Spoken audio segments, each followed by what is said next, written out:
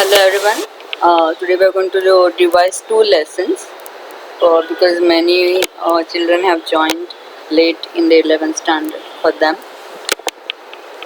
and it should be helpful for all of you because I'm also sending the question bank, important questions along with the answers. So you should write them in your notebook. Okay. So first lesson's video is already there. So we are taking second lesson and third lesson. We are not afraid to die if we can all be together by Gordon Cook and Alan East. So Gordon Cook went on a world voyage along with his family, and he is the narrator, a 37-year-old businessman. Though in his family there was Mary, 6-year-old son Jonathan, and 7-year-old daughter Suzanne.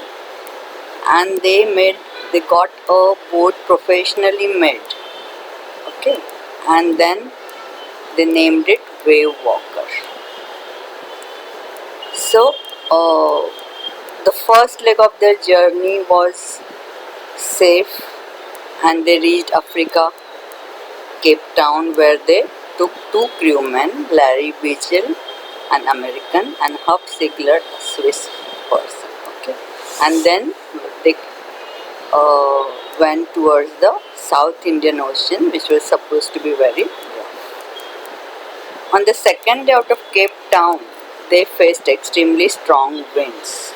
Okay, and the waves rose up 15 meters, and by 25th December, they were 3,500 kilometers east to the Cape Town, and the weather was very bad. Even then, they enjoyed Christmas because that is the main festival, and the New Year's Day full with Christmas tree on the ship itself. So the weather changed for the worse from January 2nd. Okay, and they had to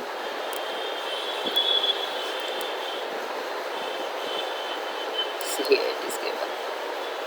Okay, so they had to use a storm jib, which was a smaller one because the wind was very rough. And the first sign of the imminent disaster came soon. Okay, then what happened? Suddenly, they thought that there was a huge cloud, but actually it was a big wave, and it crashed on the ship. And so the narrator was flung, and he was in the water, flung in the water, and he thought he was going to die. He was sinking, and he accepted his death. But suddenly, they had taken all the precautions because they had trained themselves for this world voyage, and they had all attached the lifelines and everything. So his lifeline was, became tight when the wave walker was turned again from horizontal to vertical from another wave, and then he managed to get into the ship, which was all broken. And then he ran, and he saw his wife Mary. He ordered her to take the wheel.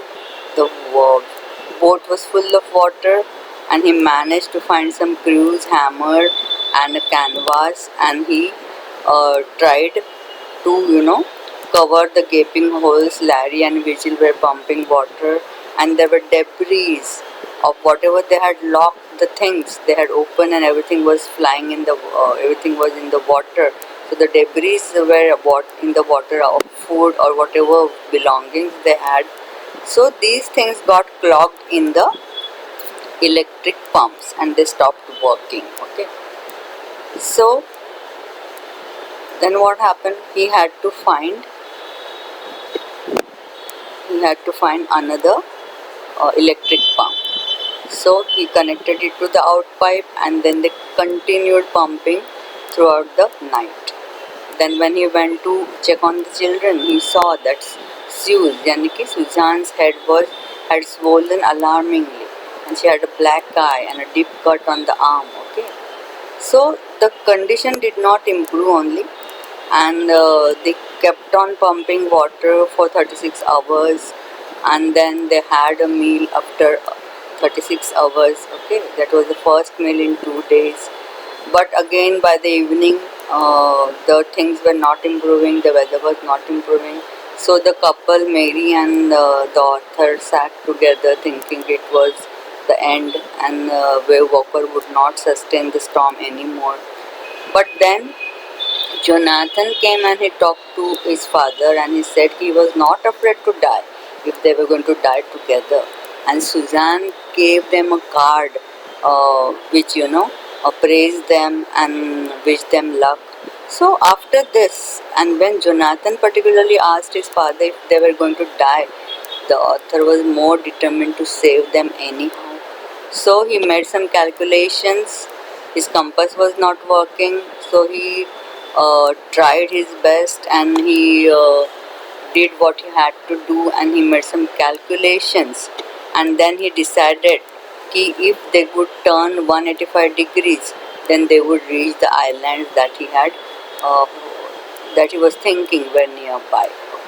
So now by that time he was so tired कि he slept. He dozed off, means he slept.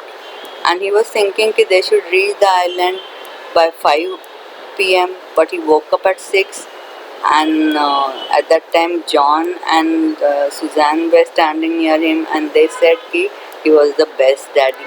So he was not able to understand because it was already 6 o'clock, and he was thinking they must have missed the islands. But then they showed him and told him to have a look because they could see the islands. Okay.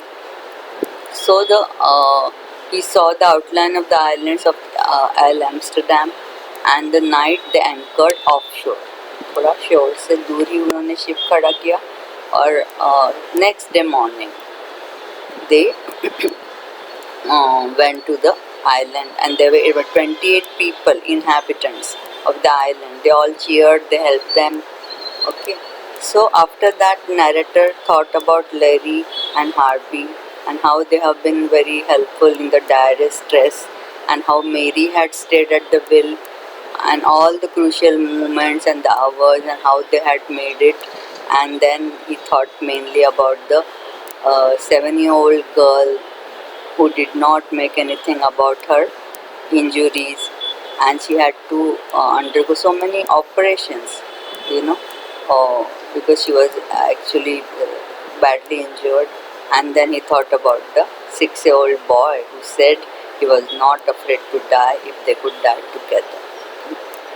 Let us have a look now to the third chapter, that is Discovering Truth. The saga continues by A.R. Williams. So this is mainly about the pharaohs, and how they have the belief that there is afterlife. And Tutankhamun belonged to the richest dynasty, and how he was different. He became a king just when he was 9 years old, and before him, the king had banned. The king before him had banned the worship of moon, and people in Egypt, they had a tradition of worshipping moon. But this king, Amenhotep IV, he banned the worship of moon, and he ordered people to worship sun. So in their language, moon is moon and Aten is sun. Okay. So as a result of that, he called himself Akhenaten, and then he even destroyed the temples of moon. And as a result of that, people were unhappy. So when Tutankhamun came and he restored the old ways, he also changed his name to Tutankhamun, because Khamun is moon, and he restored the old ways, and as a result of that, people were happy. He was a young boy king, but he died in 9 years. So there was a mystery surrounding his death, and that was the richest period, the golden period, and he was his mummy and his uh, when he was buried. So he was buried with all gilded treasures.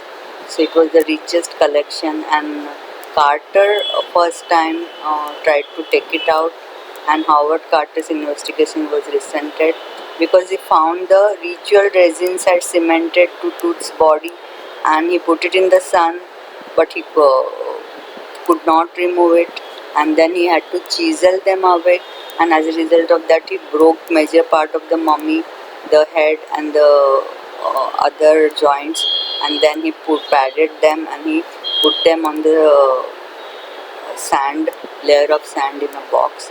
So that's why he also concentrated more on the treasures, and he took 2 months to record all the treasures.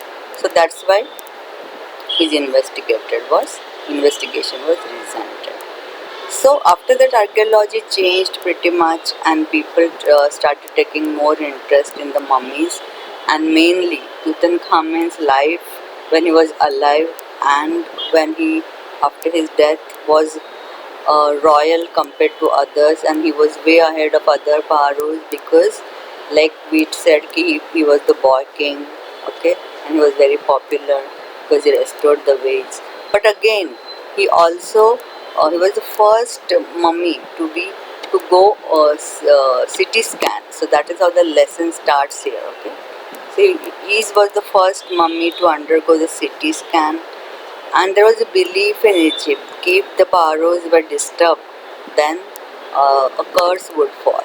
So when they were taking him out for CT scan, because forensic investigation was to be done to know the reason of his death, and so people thought that the curse would fall, and actually the fans of the um, you know such expensive scanners stopped working, and they had to be replaced, and there were dust winds flowing.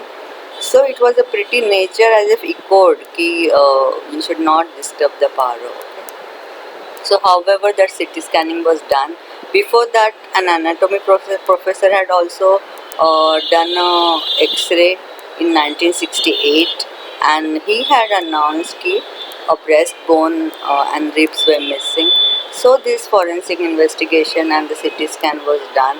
But in the forensic investigation, all the 3D dimensional reconstruction of the body and the images by the images was done, and Howard and that was being laid by uh,